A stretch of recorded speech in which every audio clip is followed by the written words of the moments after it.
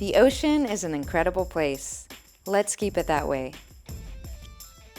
Join us as we hunt for sustainable seafood. Our seafood choices matter for the future of ocean health. Hey, I'm Sarah Curry with Sereia Films. Shrimp is the most consumed seafood in the world, but most of us likely don't know what fresh shrimp even tastes like. 90% of what we're eating here in the US is imported. In this episode, we're visiting a farm located in South Florida, working hard to make shrimp for US consumers.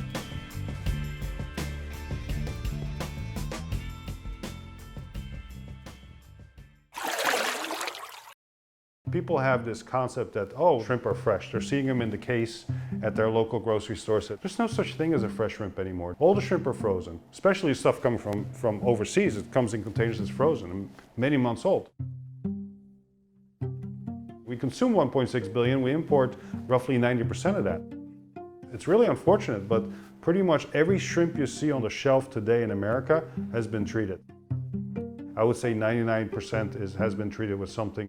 The use of chemical preservatives and all kinds of lotions and potions to make the shrimp gain weight and to make them look better than what they are, that is very much in use all over the world. And we say, look, it's not necessary. There's a market for that shrimp, people are eating it, people like it, but we want to do something better, we want to create a better thing. We can sell a product that hasn't been treated, and that is quite unique.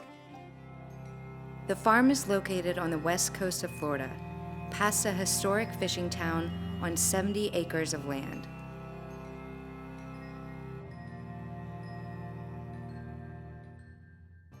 It's where Robin Pearl has been working since 2013 to raise the perfect shrimp. It takes a skilled team of people, from technicians to water quality experts to geneticists, to even stand a chance in producing a sustainable, high-quality shrimp here in the US. The team at Sun Shrimp is creating a shrimp free from preservatives, free from antibiotics, with almost no environmental impacts.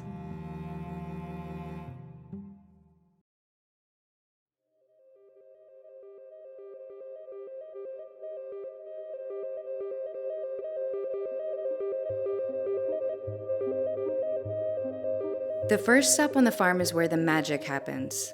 These tanks contain the highest quality male and female shrimp, and this is where they mate. While they're here, they're fed a special diet of worms and squid, and the tanks mimic natural spawning conditions. This right here is a male. You can see that he has his sperm right there. That's how we know if he's a male or a female. Okay. And then this one right here, this is a female.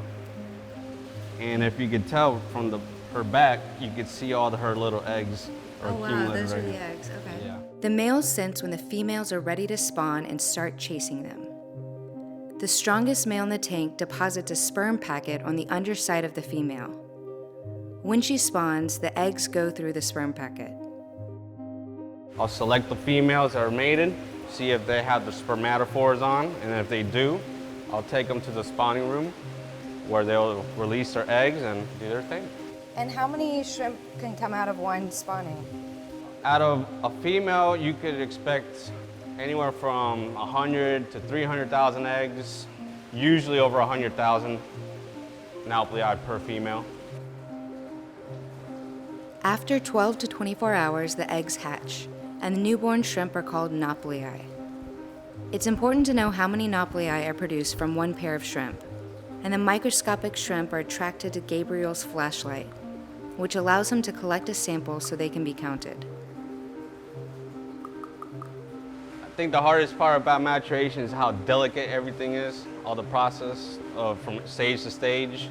Everything has to be disinfected, cleaned, properly fed, properly maintained, so you can have good results. I mean, I love my job. Every day is a new little challenge, and you always get to see the results of what you produce, knowing that I'm producing shrimp for the whole world, pretty much. So the farm it's really vertically integrated. It's not like there's a big industry to support you. If I were in India, there's hundreds of hatcheries, there's hundreds of processing plants, there's lots of different feed companies. Here in America, we don't have that. So we kind of need to do these things internally. Lorena is in charge of larval culture at the farm, and she just received a batch of baby shrimp from Gabriel. This is where the shrimp will spend the first 3 weeks of their lives. During that time, the shrimp undergo many changes, which is why survivorship at this stage is extremely difficult. Mi nombre es Lorena Cabaleira, soy española y ahora americana también. Llevo en esta empresa 6 años. Empecé trabajando en la planta, descabezando camarones y empaquetando. Y de ahí tuve un cambio de jefe y él me metió en larva, me enseñó todo lo que sé ahora. Realmente nunca había trabajado en camarones, pero me encanta mi trabajo.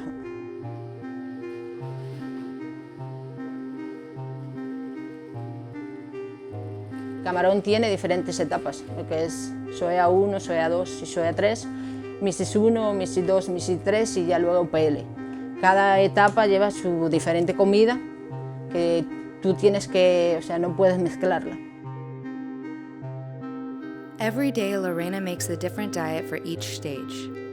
Some are fed a liquid diet, some a solid diet, and some shrimp are fed algae, which is grown on site. It's grown in a biosecure, self-cleaning machine. The farm also regularly collects data on the shrimp. As part of this, Lorena measures the shrimp's average length, which helps determine growth rates and uniformity of the batch. Donde tú siempre tienes que estar muy atento es en los productos que tú echas, revisar los tanques todos los días, sus cambios de agua, sus temperaturas, la comida. Hay diferentes tipos de comida, diferentes horas y siempre tienes que estar encima de eso. Es muy importante porque realmente es el bebé, por decirlo así, del camarón. Si aquí no hay larva, no va a haber producción en la granja. The ability to grow shrimp in America is very, very difficult. You need to have warm temperatures, you need salt water, and there's not that many places in America where you can do that. We dug a deep well. We went 1,800 feet deep to get tap into an aquifer that is really not used by anyone. It's too salty, but for us it's perfect. This is very much a unique type of setting on this island to be able to do what we're doing. There's 150 tanks in the grow-out area housing millions of shrimp, where they live 5 months until they reach full size.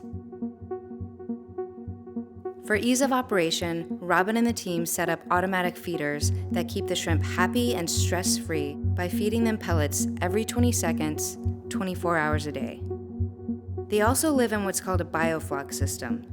This bacteria-based culture cleans the water while also providing supplemental food for the shrimp. The greenhouses the tanks are housed in provide the sunshine that helps this biofloc system thrive. Labor cost is number 1, feed cost is number 2, and energy cost is number 3. We're currently expanding. Once we expand, then definitely feed costs will become number 1. It takes a lot of feed to raise millions of shrimp, and not all the feed is the same. Sun Shrimp relies on the expertise of Tim, the director of husbandry, who's been doing this for 20 years. There's a ton of feed in here. How long will all of this last you? This is about 2 weeks worth. How long have you been doing this, and what have you seen change in the feed since you've been a shrimp farmer? So I've been doing this for 20 years, and I guess the biggest thing that's really changed has been the replacement of the fish meal and the reduction in the amount of fish meal used in these feeds. Shrimp feed typically consists of fish meal, fish oil, soy, wheat, vitamins, and minerals. You can actually smell the fish meal and fish oil in it. The fish meal in Sun Shrimp's feed is sourced from MSC certified fisheries, and the feed itself is made here in the United States. Fish meal is a finite resource, and we need to do as much as we can, to produce as much as we can using as little as possible. As aquaculture grows, which is growing quickly, it is a finite resource, so we're going to have to be able to use less and less of it even though we're producing more fish, more shrimp. And so what would be kind of replacing some of that fish meal and fish oil? You have some single-celled proteins, bacteria mostly. Insect meals would be another. Plant proteins. There is some pressure from the consumers. Obviously, you grow the fish, you have to sell the fish. And if this is what the consumer wants, you have to respond to that. Originally, our goal when we built this farm was to provide food shrimp in America. That was our goal. And we ran into trouble. Our shrimp were not living and they were dying. So it turned out that it was purely a genetic issue. Sometimes it takes failing to find solutions. In order to consistently raise a successful crop of shrimp, Robin decided to build an in-house genetics lab in order to study, monitor, and to some degree control the breeding process. I'm unaware of any shrimp farms that have this level of a genetics lab. We built it on farm, it's not outsourced. We run thousands of samples per day and millions of data points throughout the year to breed a better shrimp. Our process starts with collecting the samples and inventorying them, knowing where they came from, when were they born, which are their parents. From that point, we then perform DNA extraction. So it's a procedure of extracting the DNA out of shrimp that we can then analyze. So what you see behind me on this screen are 4 different families of shrimp, and we will combine these different families in the same tank and study their performance. So by sampling them at different time points, we can understand which families survive best in particular conditions. Some of the traits that we look at, we select first for survival. That's what makes us unique. Second is growth. A distant third would be fecundity. And beyond that, uniformity is kind of like a must-have. You must have uniformity to be competitive. And with the genetics, we can reproduce successes. So if you have a great crop that year and you want to order the same shrimp next year, with this technology, I can tell you which broodstock you'll be getting to have that success again.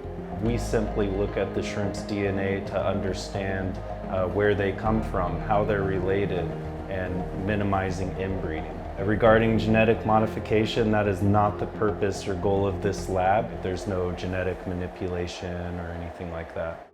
Another special thing about this farm is that it's in constant production. Every day, hundreds of thousands of shrimp are born, and hundreds of thousands of shrimp are harvested. Once a day, the water from every tank is sampled for ammonia, nitrite, salinity, and suspended solids. Dissolved oxygen is also measured every 3 to 4 hours. Ultimately, all the water on the farm is reused or is cleaned on site, so dirty water is never pumped back into the environment. Mi nombre es María Tecum y tengo 26 años. Empecé a trabajar aquí a los 19 y yo soy de Guatemala. Hace 2 años aprendí a hacer calidad de agua, como estoy haciendo.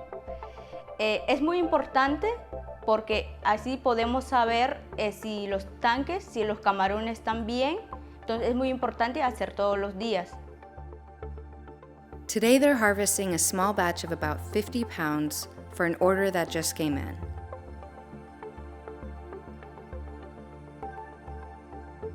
The shrimp are harvested live and immediately go into an ice slurry, which preserves the quality of the shrimp. The shrimp is then tractored over to an on-site processing plant, which is a 5-minute ride away. The quick harvest, quick chill, and quick access to a processing facility is rare in the shrimp farming industry. Basically, up until very recently, the way that you process a shrimp is doing it by hand. You manually dehead it and you manually peel it and devein it. It's very much a manual process. We've been working with a company named Novatech, and they've developed a thing called the ShrimpWorks machine, which we've been their development partner for the past couple of years. The system is able to dehead, peel and devein fully automatically, and it comes up with a unique product where the vein is removed when the head is removed, and we don't have to cut the actual tail. It's the first of its kind. Having a mechanized deheader is one crucial piece that makes the farm possible at this scale. But quality control, packing, and shipping still requires a solid team in order to get the shrimp ready to ship domestically and around the world so quickly after harvest. Michael's Genuine in Miami's upscale design district works to source ingredients that match their farm-to-table mentality. And this Florida farm shrimp is right at home on their menu. We really like the sun shrimp here because it comes in super fresh. We call them up, and the next day they deliver it, they pull it out of the water, they're harvested to order. So their freshness is really unparalleled, which is weird because we're in Miami and you would think that shrimp is just swimming up into the boats and then coming into the restaurant, but that's not how it works. The boats go out and then they harvest the shrimp, and then they freeze it on board, and so most of the time we don't see the shrimp until it's months old. And this one comes in next day, very fresh and pristine quality. So the dish that we did with the sun shrimp is sort of a Southeast Asian approach. We poach them and then save the heads. We marinate them with some nook cham, which is like fish sauce and chilies and garlic, and sort of a really light approach to it so we don't overpower the shrimp. And then we fry the heads crispy to give it some crunch and a little bit more flavor. We get inspired by it, you know, it's something that we want to feature and make sure that we don't cook too much of it or overcook it, and we treat it right, we talk about it to our guests. And sun shrimp really fits into what we do here because it's a local product that we embrace because of its freshness and its quality. But it doesn't take an award-winning chef to enjoy these shrimp. These shrimp are also delicious over a bed of rice from a food truck. It's awesome to eat a local, sustainably raised shrimp, but what sets this shrimp apart is how delicious it is. This shrimp has a 10 to 15 day shelf life, with no preservatives, and it's grown sustainably right here in the United States at a relatively large scale. This is an incredible feat, and what I hope the future of shrimp farming looks like.